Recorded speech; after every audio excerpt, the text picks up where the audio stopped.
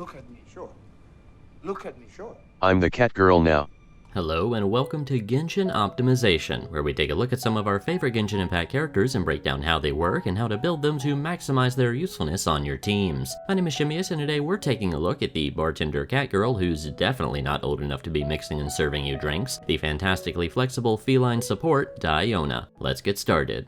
Diona is a cryo bow user who brings a ton of utility as a support to any team via her shielding and the consistent cryo application and healing from her ult. Thanks to all the utility that she brings, she's also very flexible, fitting into a variety of different team comps. Diona's normal attacks and charge shots are nothing to really write home about. They could be worse, but either way you really shouldn't be using them compared to the rest of her kit. Just leave the normal and charge attacking to your main DPS. Diona's E skill, Icy Paws, can either be pressed or held to launch a number of cat paw themed ice projectiles at enemies in front of you to deal a passable amount of cryo damage and, most importantly, provide you with a decent shield that scales with Diona's max HP. When pressed, you fire 2 projectiles, but holding it fires 5, which provides much more damage and increases the duration of the shield by 250% compared to that of the press duration. The hold cooldown is also 2.5 times that of the press cooldown, being 15 seconds compared to 6 seconds for the press skill. But it's worth that longer cooldown, especially if you happen to have a sacrificial bow that you can give Diona for a chance to reset the cooldown for an extra cast. Diona's ult, Signature Mix, sees her dumping her cocktail in hopes that the police won't catch her for underage drinking, despite the evidence being literally right there. Good job, Diona, you did it. They'll definitely never see it pulsing with cryo elemental energy right next to you.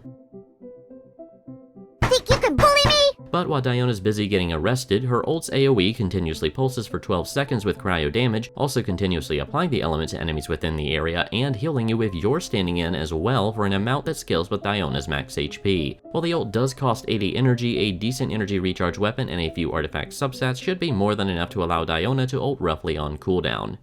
Speaking of weapons, Diona has a couple really good options in that regard. Diona is one of the few characters I wouldn't suggest giving a 5-star weapon to, as the limited banner elegy for the end weapon is the only 5-star bow with energy recharge as the substat, and if you have that weapon, you also probably have a venti to put it on instead. And the other 5-star weapons are much more main and sub DPS focused. The sacrificial bow, however, is easily her best in slot, granting solid energy recharge, good base attack, and a fantastic passive that can reset the cooldown of her skill to make her shielding and energy particle generation much stronger and more consistent. If you have this weapon, she's pretty much the only character in the game right now that can really make good use of it, and it's a good thing that she can make great use of it, or it would be a completely dead weapon. So definitely equip her with this bow if you have it. Alternatively, she can make really good use of the Favonius Warbow. It has an even higher energy recharge substat on top of its overkill energy particle generation passive. The main downside is the low base attack, but that's not an issue on Diona since she was really never there to do insane damage anyway. You can also get this weapon for free at the end of the Mondstadt questline, so it's very free-to-play friendly to run on her if you don't have a sacrificial bow. The end result is fairly comparable between the two as well, so don't worry too much about feeling suboptimal due to not having a sacrificial bow.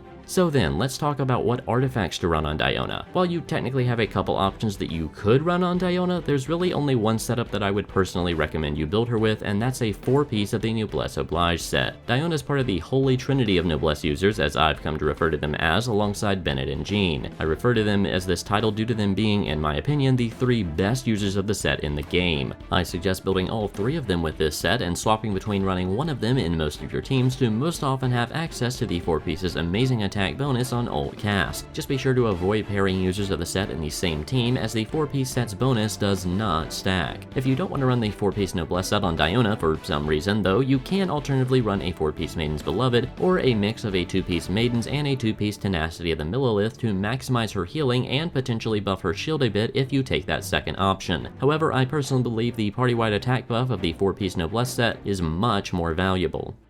As far as main stats on your artifacts, HP across the board is a solid option to set up on Diona to buff her healing and shield strength at the same time. Though if you do feel like your energy recharge is lacking, you can take that instead on your timepiece, and healing bonus on your circlet is also a solid option, granting better healing scaling than HP, but without the shield scaling HP also grants. For substats, you'll also want to follow the same general logic. Health stats are the best to go for, as again it buffs both your healing and your shield strength, which are 2 of the main things that Diona provides as a support, so making those as effective as possible is definitely the best path to shoot for. Energy recharge substats are also solid to have to get to the point that you can ult on cooldown. With an 80 energy cost on a 20-second cooldown, roughly 160 to 170 energy recharge should be more than enough to reach that goal, and even less is required if you have her C1 and or plan to consistently run a second second cryo character with her. Outside of this, crit stats, while not a priority in this case of course, are never a bad thing to have more of. Diona isn't there specifically to deal much damage, but if you've got good HP and energy recharge stats already, then a bit of damage buffing stats are a nice bonus to still have. While I suggest 60 to 70% crit rate with a 1:2 ratio of crit rate to damage on main and sub DPS characters, even half of that on a Diona, as long as you've got good HP and energy recharge stats first and foremost, would be more than enough to leave even my crit-loving self passively satisfied. And lastly, attack is another damage stat that's nice to have if it happens to round out the last stat on a couple of your artifacts. Again, Diona's not there to deal much damage compared to her focus on providing strong utility, so this is just a fluff stat to fill out a nice artifact rather than something you need to prioritize on Diona. But it's of course still nice to sometimes have. One stat that you may have noticed that I didn't suggest running is Elemental Mastery. While it's definitely not the worst stat to have on Diona or anything like that, and is definitely very strong in certain situations, you really normally shouldn't be proccing your elemental reactions using her damage. You should simply be providing the cryo element for your other characters to use to proc reactions, so Diona's own Elemental Mastery stat really shouldn't come into play much in fights.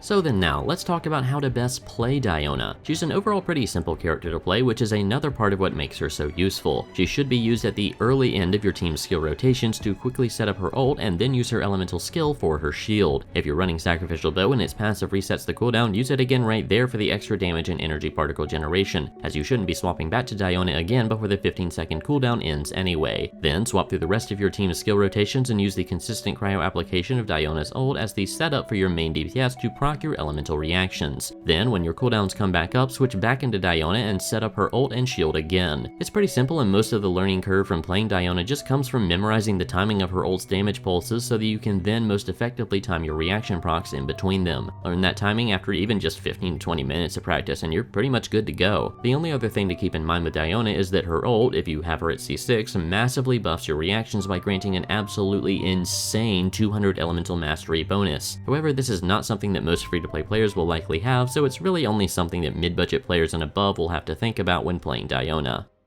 So, what are some good team comps to include Diona in? Well, she's got a lot of great options. Cryo is a fantastic element, and Diona provides consistent application of the cryo element alongside some great utility via her shield and healing. On top of that, she's one of the best 4-piece Noblesse users in the game, so she can also bring a very nice attack buff in whatever team she's included in if you run her with that set like I suggest you do. As such, it's very easy to find a team that can benefit from including her as a flex pick, as you've likely seen in several of my previous videos. One of the main cores I would suggest running Diona in though is a very effective superconduct core, pairing her with either Razor or a physical Kaching. She provides some solid safety with her healing and shield while also serving as a fantastic and consistent cryo half of the superconduct reaction to shred enemies' physical resistances. The other two slots are very flexible, as a majority of your bases are already covered in this core. Just don't run Bennett or any other Noblesse user in one of those slots, as the 4-piece set bonus does not stack. But if you are still dedicated to running them together anyway, despite their similar utility, at least switch the Noblesse 4-piece set on one of them out with a different set. Another strong core to run Diona in is a freeze core. Diona is one of my favorite characters to run in freeze comps thanks to all of the utility that she provides alongside serving well as the cryo half of the freeze reaction. In fact, I personally like running her over support Ganyu in freeze comps simply because of how useful she is. I also often like to run a second cryo user in these team comps, often Kaya, so that both can cover for each other's ult downtimes for as consistent freezing of enemies as possible while also providing the cryo resonance for even more crit rate against frozen and cryo-afflicted enemies. The final core I wanted to share is a melt core, using Diona's consistent cryo application from her ult to enable a pyro main DPS character to consistently proc powerful melt reactions. This works really well with most of the pyro DPS characters in the game currently, though it definitely works best with characters like Hu Tao or Yan Fei, who drop big charge attack hits every second or two, as that works a bit more in tandem with the timing of the cryo application of Diona's ult. Wrap up your team with something like Sucrose or Venti to shred resistance and group enemies for tons of AoE damage potential, and then a sub DPS of your choice like Zhongling or Kaya for your desired elemental resonance, and you're looking prepared to completely decimate pretty much whatever you might come up against.